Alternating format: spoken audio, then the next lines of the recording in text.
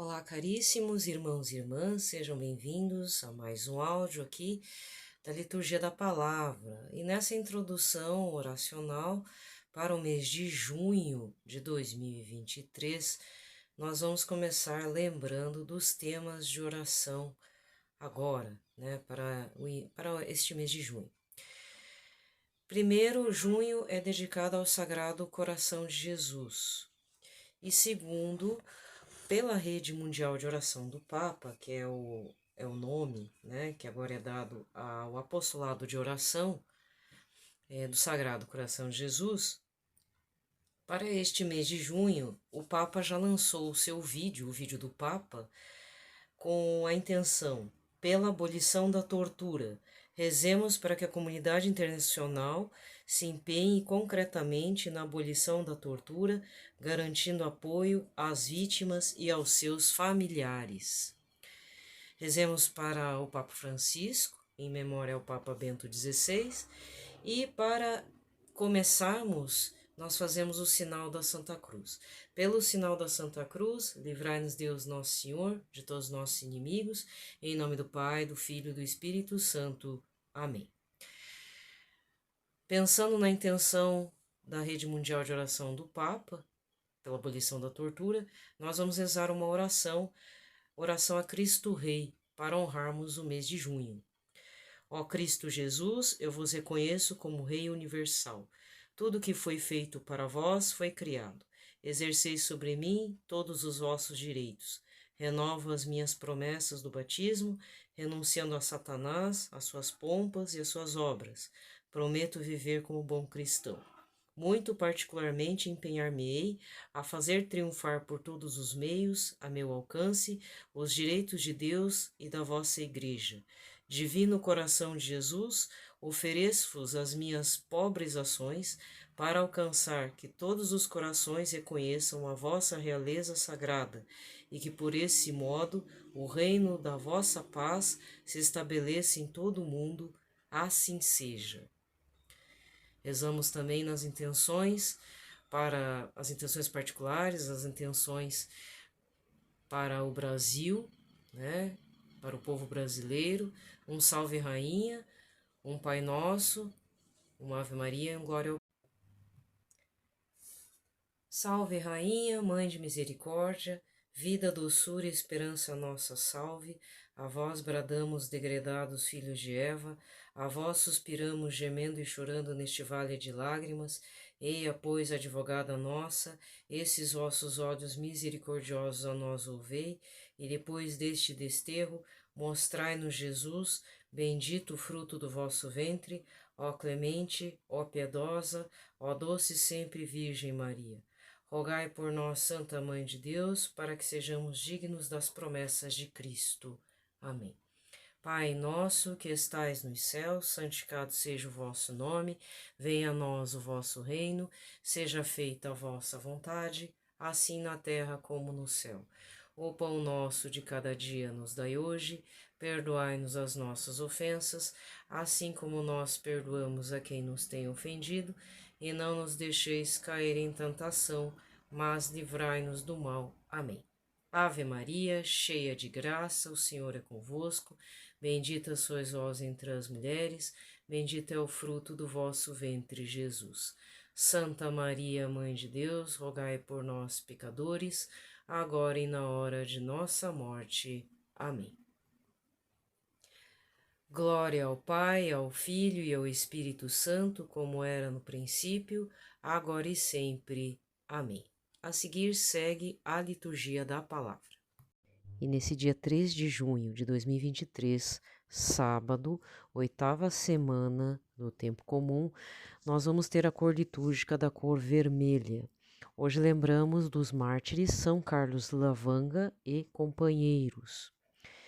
Dando continuidade à leitura da autobiografia de Santa Margarida Maria Alacoque para este sábado, então vou dar continuidade pelo prefácio dela. Não vou terminar hoje, tá? Terminarei no domingo da Santíssima Trindade, o prefácio. E vou dar continuidade a alguns trechos do livro. Lembrando que estamos no mês do Sagrado Coração de Jesus, tá? Repetidas vezes ela recebeu ordens para escrever o que se passava em sua alma, mas, parecendo-lhe isso superior às suas forças, buscava engenhosamente um meio de conciliar a submissão com o horror em falar de si mesma. Destruía o que havia escrito, esperando que ninguém voltasse a se interessar por ela, nem durante a vida, nem depois da morte. Seu diretor, padre Francisco Inácio Rolim, da Companhia de Jesus, já tinha estado em Parai de 1683 a 1684, ausentando-se de 1684 a 1685, para fazer o terceiro ano de provação. Voltou para a mesma cidade em 1685. Foi então que impôs à irmã Margarida Maria a obrigação de escrever sua vida, exigindo que nada queimasse por conta própria antes que ele examinasse. Começou, pois, a cumprir esta ordem, confessando desde as primeiras linhas que só Deus e mais ninguém conhecia a grande repugnância que ela sentia nisso, de escrever um diário. Padre Rolim deixou Paris no outono de 1686, antes de poder examinar a memória autógrafa, que ficou por acabar, porque a santa não escreveu mais após a partida do padre. Ao sentir que a morte se aproximava, tremeu ante o pensamento de seus escritos subsistirem após ela e rogou à irmã Perron Rosalie de Farges que os queimasse, já que lhe era proibido fazê-lo por si mesmo. A irmã de Farges negou-se a fazê-lo e aconselhou simplesmente a moribunda a entregar à superiora a chave do armário em que estava o manuscrito e a fazer a Deus, nessa ocasião, o sacrifício da própria vontade. Margarida Maria assim o fez, mas custou-lhe muito.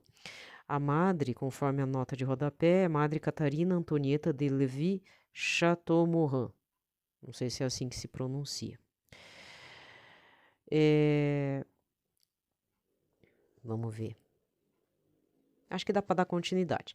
Desse modo, a providência dispôs que esse documento de suma importância fosse conservado para a posteridade, como testemunho irrecusável, não somente da santidade desta alma de eleição, mas ainda da verdade das revelações do Sagrado Coração de Jesus. Conservado no mosteiro da Visitação de Père-le-Monial como relíquia insigne, esse manuscrito compreende 64 páginas, muito compactas, todas cheias de bela e característica letra que ainda hoje se lê com prazer.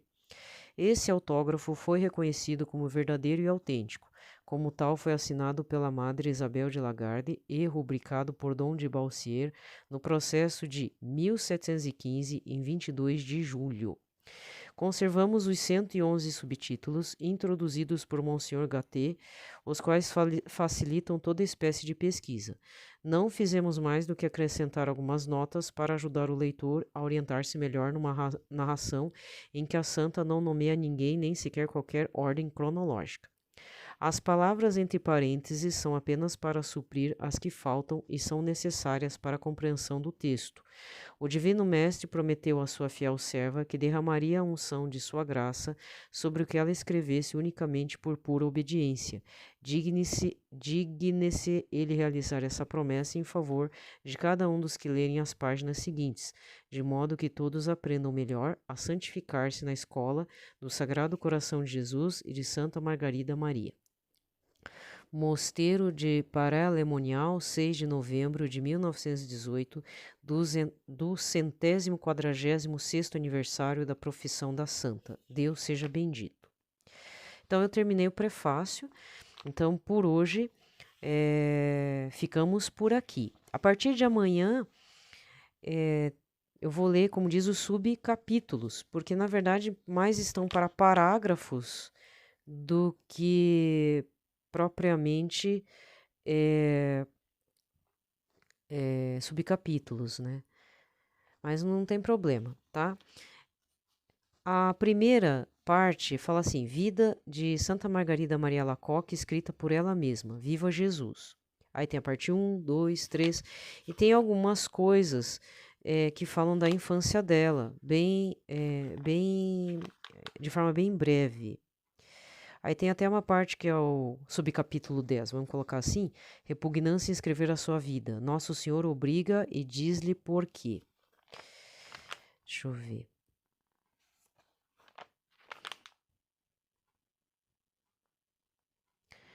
é bem interessante porque nesse processo de juventude, então infância e juventude, ela recebe a primeira comunhão, ela vê a mãe doente, o amor a Jesus,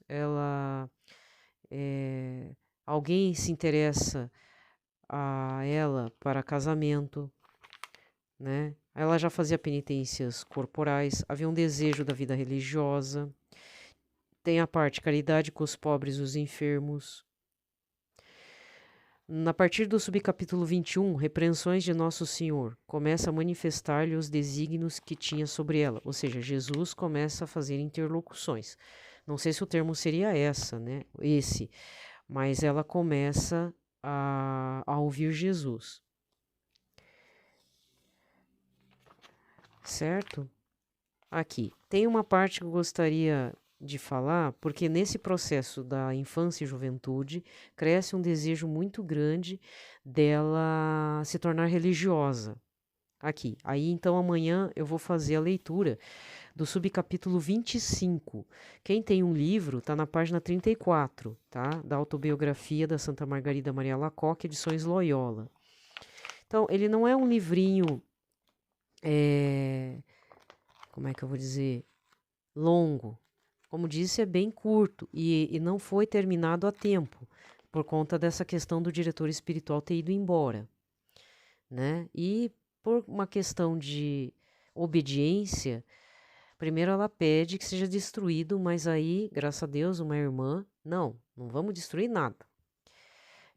Entrega a chave aí do armário e, né, entrega o manuscrito. Aí quase no outro século, claro que já estava findando o século XVII, mas já entrando no século XVIII, esse manuscrito, né, logo depois da morte da Santa Margarida, ela entra num processo de avaliação e tem um aval tanto, acho que da Madre Superiora da época, como do bispo da época, tá certo? Então aqui, ó, no final da página diz, reconhecido 22 de julho de 1715, sendo que entre 1864 a 68, isso, né, que eu falei agora, ela estava sob a direção de um padre. Então, assinado irmã Ana Isabel de Lagarde, rubricado por nós, 22 de julho de 1715, por Dom de Bancière, comissário, Chalon escrivão, quer dizer, quem escreveu, né? Pouco depois da beatificação da serva de Deus, a autenticidade desse manuscrito autógrafo foi declarada de novo pela autoridade eclesiástica nos seguintes termos: nós, protonotário apostólico vigário-geral, Arcediago de Alton, reconhecemos como autógrafo da bem-aventurada Margarida Maria Alacoque, virgem. Esta biografia, escrita por ela própria, por ordem de seus superiores, consta de 64 páginas, em fé do qual Paré, 26 de fevereiro de 1865, olha só. Então, começou o processo em 1715, século XVIII. No século XIX, 1865, aí assinado por G. Boange, proto-honorário apostólico, vigário-geral, Arcediago de Alton, lugar do selo do bispado de Alton. Então, aqui não vai ter o selo, né?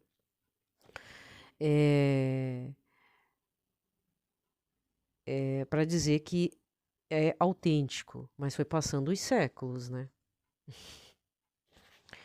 Ainda bem que não foi destruído. Então, para amanhã, quem tem o livro, vou fazer a leitura do capítulo 20. Vamos colocar capítulo então, não parágrafo. Capítulo 25 e 26, tá? Na sequência, porque aqui, quer ser religiosa a todo custo, e no 26, convido-na para as Ursulinas, as irmãs Ursulinas. Mas ela não vai para as Ursulinas. Aí no 27, desviam-na da visitação. Lembrando, este mosteiro da Visitação de Lapeyre, ela é não sei se o dessa localidade, mas essa congregação religiosa feminina é uma fundação de São Francisco de Sales e Santa Joana de Chantal.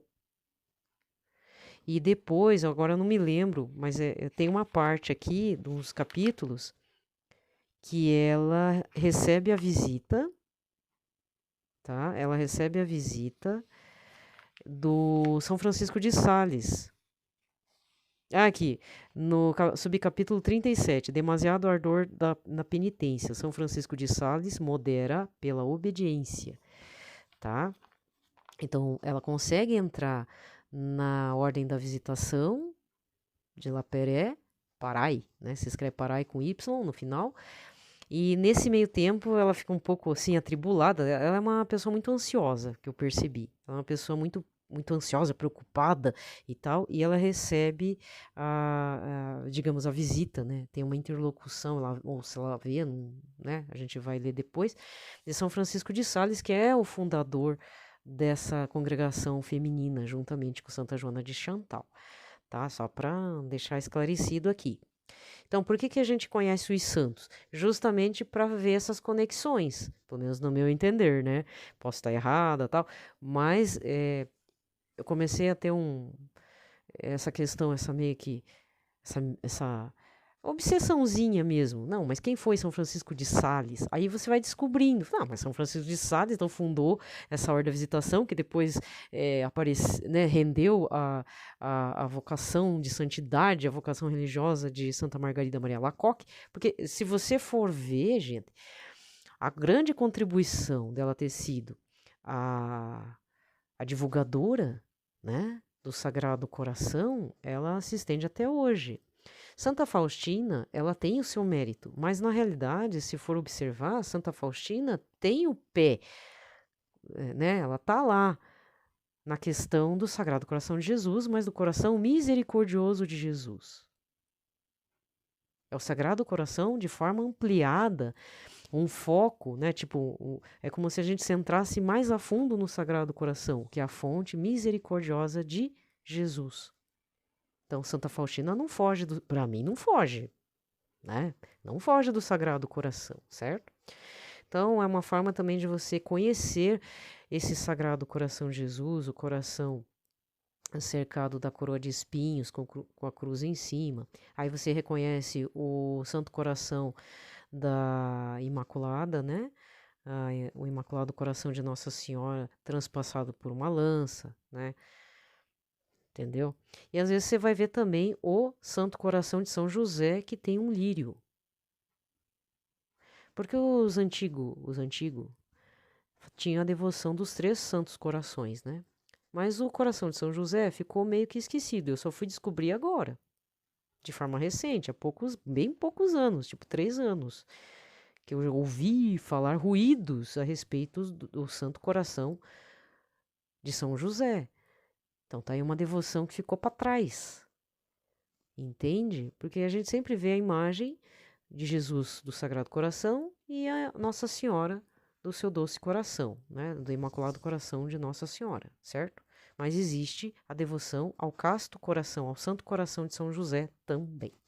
Bom, feito as devidas considerações, nós vamos fazer a leitura, né, da palavra deste sábado. Antes que alguém venha falar qualquer coisa, sim, o áudio está atrasado, mas como eu já falei, eu tenho que dar uma atenção na minha vida real. Então, existem algumas demandas. Aí, justamente, eu tinha 2 compromissos. Aí, eu tinha um compromisso particular e até um que eu, infelizmente, tive que declinar, né? Então, hoje foi um dia meio corrido. Teoricamente, eu tinha que ir em 2 lugares diferentes, mas não deu certo, tá?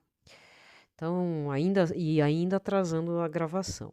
Então, vamos lá, gente. A primeira leitura de hoje é Eclesiástico 51, dos versículos 17 a 27. Quero dar-te graças e louvar-te e bendirei o nome do Senhor.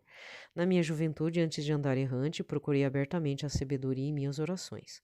Diante do santuário eu suplicava por ela e até ao fim vou procurá-la. Ela floresceu como a uva temporã. Meu coração nela pôs sua alegria, meu pé andou por um caminho reto, e desde a juventude segui suas pegadas. Inclinei um pouco o ouvido e a acolhi, e encontrei para mim abundante instrução, e por meio dela fiz grandes progressos. Por isso glorifico a quem me dá a sabedoria, porque resolvi pô-la em prática, procurei o bem e não serei confundido. Minha alma aprendeu com ela a ser valente, na prática da lei procurei ser cuidadoso. Levantei minhas mãos para o alto e me arrependi por tê-la ignorado. Para ela orientei a minha alma e na minha purificação a encontrei. Palavra do Senhor. Responsório de hoje é o Salmo 18 ou 19b com o refrão: Os ensinos do Senhor são sempre retos, alegria ao coração. A lei do Senhor Deus é perfeita, conforto para a alma. O testemunho do Senhor é fiel, sabedoria dos humildes. Os ensinos do Senhor são sempre retos, alegria ao coração. Os preceitos do Senhor são precisos, alegria ao coração. O mandamento do Senhor é brilhante, para os olhos é uma luz. Os ensinos do Senhor são sempre retos, alegria ao coração. É puro o temor do Senhor, imutável para sempre. Os julgamentos do Senhor são corretos e justos igualmente. Os ensinos do Senhor são sempre retos, alegria ao coração. Mais desejáveis do que o ouro são eles do que o ouro refinado. Suas palavras são mais doces que o mel que sai dos favos. Os ensinos do Senhor... Desculpa. Os ensinos do Senhor são sempre retos, alegria ao coração. Evangelho de hoje, Marcos 11, versículos 27 a 33. Naquele tempo, Jesus e os discípulos foram de novo a Jerusalém. Enquanto Jesus estava andando no templo, os sumos sacerdotes, os mestres da lei e os anciãos aproximaram-se dele e perguntaram: Com que autoridade fazes essas coisas? Quem te deu autoridade para fazer isso? Jesus respondeu: Vou fazer-nos uma só pergunta. Se me responderdes, eu vos direi com que autoridade faço isso. O batismo de João vinha do céu ou dos homens? Respondei-me. Eles discutiam entre si. Se respondermos que vinha do céu, ele vai dizer: Por que não acreditastes em João? Devemos então dizer que vinha dos homens?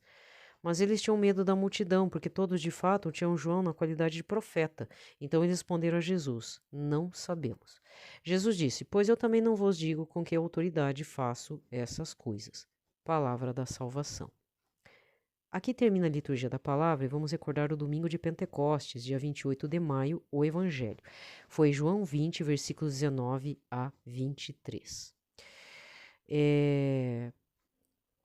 Antes que alguém ache estranho que um santo, no caso Santa Margarida, recebeu a visita de São Francisco de Sales, no Diário de Santa Faustina tem um parágrafo em que ela fala que teve a visita de Santa Teresinha.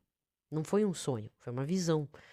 E ela fez perguntas para Santa Teresinha do Menino Jesus. E diz a Santa Faustina, não, eu não acreditei que ela fosse assim tão modesta, né?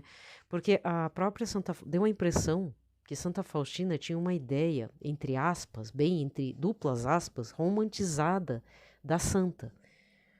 E às vezes a gente romantiza mesmo a vida dos santos. A gente acha que eles eram tipo super-heróis. Claro, passaram pela sobrenaturalidade da graça de Deus, né? Mas às vezes a gente esquece que os santos sofreram tentações, eles eram pessoas comuns, tinham problemas, dores físicas, tudo, doenças, problemas emocionais, aí vinham as tentações. Então, dependendo do santo, fazia combate espiritual com o demônio, né? O São Padre Pio diz que o demônio só não atacava ele de noite na quarta-feira, porque a quarta-feira é dedicada a São José. Mas aí vem a pergunta, né? Por que São José é temido pelo demônio? Para você que é da RCC, curte aí os lances dos combates espiritual da vida, a gente não pode esquecer que São José foi extremamente obediente à palavra de Deus. E não só a palavra, ao pedido de Deus. Porque em sonho, Deus orientava ele o que fazer. E ele não titubeava, ele acordava depois do sonho, fazia o que tinha que fazer e fugia. Em vários momentos, né? Então, aparentemente, para os olhos do mundo, São José era um covarde. Mas não, ele era obediente. E uma coisa que é preciso, se você está, sei lá, sofrendo com alguma tentação, alguma coisa tá esquisita aí na sua vida, o demônio pode fingir humildade, mas ele nunca é obediente. Ele, justamente por desobediência, ele virou um risco. Não está lá no Evangelho que Jesus viu Satanás cair do céu como um risco, como um raio? E no próprio Diário de Santa Faustina também existe um parágrafo, é que eu não vou lembrar o número, existe um parágrafo que ela pergunta, olha como Santa Faustina era muito benquista por Jesus misericordioso. Ela fez uma pergunta para Jesus e Jesus respondeu para ela. Por que nós temos a possibilidade do perdão? A gente erra com o Senhor, nós temos o perdão se a gente se confessar e tudo, e o demônio não pode ser perdoado. Aí Jesus explica. ele explica de forma simples, né, o porquê da queda. Por que depois da queda o demônio não pode se arrepender? Não é dado esse direito, né? O que eu lembro da leitura desse parágrafo é que os anjos têm acesso à face de Deus e todo um conhecimento a respeito do Todo-Poderoso. E pela desobediência, né, que levou bastante dos anjos a caírem, a saírem da presença de Deus, foi pela desobediência, eles sabiam que se fossem desobedientes, perderiam tudo. E o tudo é o quê? A presença diante do Altíssimo. Eles não estavam só diante de Jesus, eles estavam diante do Altíssimo, né? Então, o tema não é bem isso, né? Mas quem tem o Diário de Santa Faustina tem que ler com cuidado. Existe uma parte que fala, então você que faz combate espiritual e tudo, ou tá, sei lá, por que eu tô falando isso? Na própria autobiografia de Santa Margarida Maria Alacoque, Jesus mesmo, do Sagrado Coração, repreende ela porque ela tá se autoflagelando muito. Ele fala assim, cuidado, uma coisa é penitência, outra coisa é você entregar essa oferta sua pro inimigo de Deus, né? Então, ela também e tem diferença de temperamentos, viu? Aqui, Santa Margarida me parece ser uma pessoa muito ansiosa, muito assim, cheia de, assim, eu quero fazer, entendeu? Para agradar a Deus. Ela tinha um amor grande por Jesus. Santa Faustina também tem um amor grande por Jesus, mas ela meio que é mais tranquila. Sofria, né? Pessoa que sofria muito, ela era um pouco ignorante, um pouco letrada, mas são santas em tempos diferentes, mas que falam de um mesmo Jesus. Jesus misericordioso não difere do Jesus do Sagrado Coração. É que ali do Jesus misericordioso há um detalhe mais profundo, né? Ele fala mais da misericórdia, mas também corrobora o Sagrado Coração dele. Tá? Para não confundir as coisas, né? Você não acha que o Sagrado Coração é uma coisa, Jesus misericordioso é outra, e não. Complementa. Para mim, posso estar errada, mas Jesus misericordioso é como você colocasse uma lupa, se olhasse o Sagrado Coração de uma forma mais focada.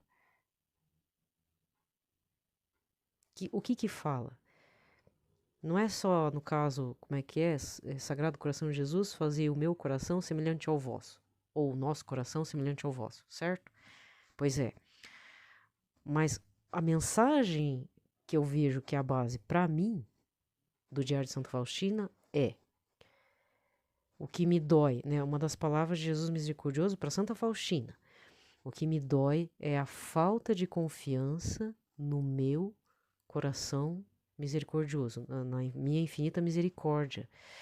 Não é o pecado que ofende, não é os pecados e depois a pessoa se humilhar e falar eu errei de novo, mas a falta de confiança, quando o ser humano cansa de se confessar, vê que é um inútil, digamos, né? A gente é um inútil porque fica às vezes pecando na mesma tecla, pecando naquele mesmo pecado, e aí chega uma hora que a gente se cansa de procurar confissão, de se humilhar, de pedir perdão para Deus, entendeu? De querer mudar de vida, porque fica, eu caí de novo.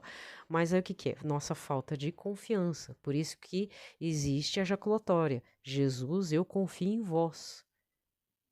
Só que isso deveria levar a uma meditação a respeito. No que sentido? Tá, mas eu confio em Jesus até aonde ou eu imponho limites nessa confiança? Tenho problemas de confiar em Jesus, porque eu tive problema com meu pai, tive problema com alguma autoridade masculina, principalmente, entende? Então, não é só repetir de forma de papagaio, Jesus, eu confio em vós. Meu coração confia no coração misericordioso de Jesus, de Santa Faustina? Nesse Jesus do diário dela? No Jesus do Sagrado Coração? Temos problemas em confiança, né? Todo ser humano aí sabe que confiar em outro ser humano é difícil. Perder confiança é fácil. No próximo, a pessoa perder a confiança na gente. Às vezes você não entende por que aquela pessoa não te procura mais, mas aconteceu alguma pisada de bola. Seja da minha parte ou da parte da pessoa que entendeu errado, ou realmente nós pisamos na bola, né? Então, a questão da confiança, às vezes a gente fala cegamente, não, eu confio em Jesus. Mas será? Então, o ponto no Diário de Santa Faustina é a questão da confiança no coração sagrado de Cristo. E aqui na autobiografia de Santa Margarida Maria Alacoque, ela apresenta o Sagrado Coração.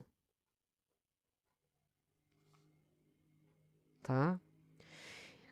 Quando você começa a ler muito a vida dos santos, não que eu tenha lido muito, mas os poucos que eu li, meio assim por cima, todos eles levam também para Jesus, porque estão todos com o Espírito Santo que fala de Jesus, certo? Mas existem alguns aspectos, alguns pontos mais assim focados, pelo menos é o que eu penso e vejo. Pode não ser para você, tá? Então hoje o áudio ficou um pouco compridinho, mas eu queria trazer essa situação, tá? Mesmo sendo atrasado o áudio, o de domingo pode ser que atrase, tá? Mas vai ter na sequência. Tudo vai depender da gravação, tá? Mas pelo menos estou garantindo o de sábado. Eu vou terminando por aqui.